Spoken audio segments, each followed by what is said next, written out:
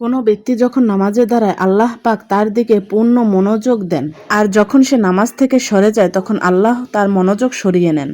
একবার হযরত হালিমা সাদিয়াল্লাহু তাআলা আনহার বকরিটিকে একটা শিয়াল এসে উঠিয়ে নিয়ে যায়। হালিমার ছেলে কাঁদতে কাঁদতে এসে তার মায়ের কাছে বলে, আমাদের বকরিটিকে একটা শিয়াল উঠিয়ে নিয়ে গেছে। এই কথা শুনে হযরত হালিমা উদাস হয়ে যান।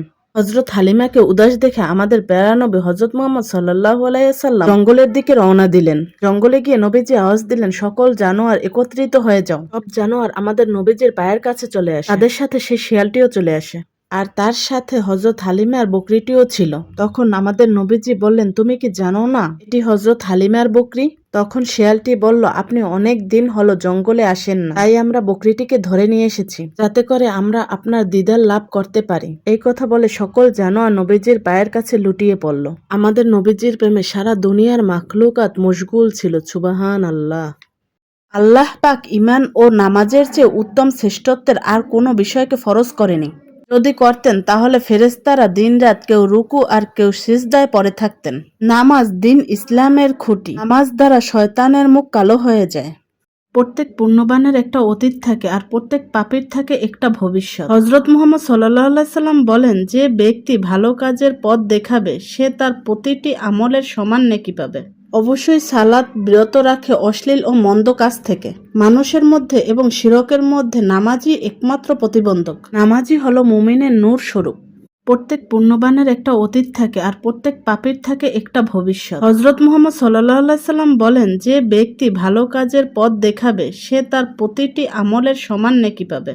অবশ্যই সালাত বিরত রাখে অশ্লীল ও মন্দ কাজ থেকে।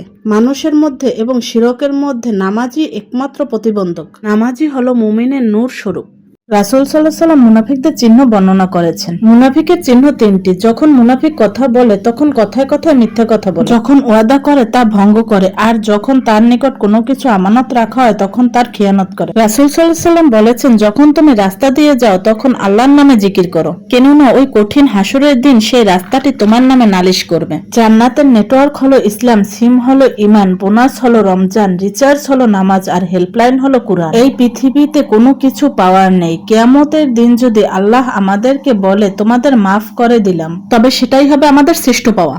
একটা নির্দিষ্ট সময় তোমাকে এই মায়ার পৃথিবী ছেড়ে চলে যেতে হবে। যদি তুমি জান্নাত পেতে চাও তবে জীবনের প্রতিটি সেকেন্ড প্রতিটি মিনিট চিন্তা করে কাজ করো। তোমার আমার ঠিকানা মাটির ঘরের বিছানা, সঙ্গীর সাথে কেউ হবে না, সবাই তোমার হবে পর, আপন হবে মাটির ঘর। তুমি ওই দিনকে ভয় করো যেদিন তোমার মুখে তালা লাগিয়ে দেয়া হবে। তোমার হাত পা, তোমার অঙ্গ তোমার কৃতকর্মের হিসাব দিতে থাকবে। যে ব্যক্তি রুকু থেকে মাথা উঠিয়ে সামিআল্লাহু লিমান হামিদা বলে, মহান আল্লাহ পাক 30 জন ফেরেশতা দ্বারা তার জন্য সওয়াব লেখার প্রতিযোগিতা করায়। ভালো উপহার দিতে চান তাহলে তার জন্য গোপনে দোয়া করে দিন, কারণ দোয়াই হচ্ছে সবচেয়ে দামি আর ভালো উপহার। কেননা যে ব্যক্তি অন্যের জন্য দোয়া করে ফেরেশতারা তার জন্য দোয়া করে। অতএব দোয়া এত বেশি শক্তিশালী ও পাওয়ার যে তা বান্দার তকদির পর্যন্ত বদলে দিতে পারে, কারণ দোয়া ব্যতীত ভাগ্য পরিবর্তন হয় না।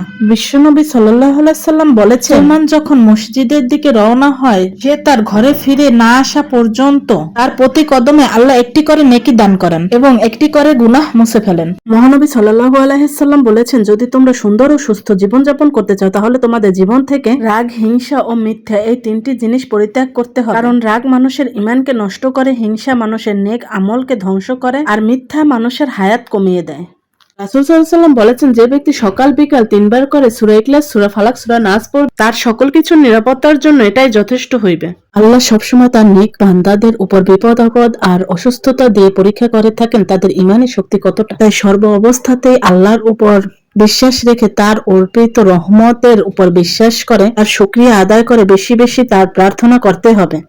আল্লাহুম্মা ইন্নী আসআলুকা আফিয়া, হে আল্লাহ তোমার কাছে আমি নিরাপত্তা ও সুস্থতা কামনা করছি। দোয়া করতে হবে আর মনে রাখতে হবে আল্লাহ আমাদের সর্বাপেক্ষা ভালোবাসেন, তাই আমাদের উপর বিপদ দিয়ে থাকেন।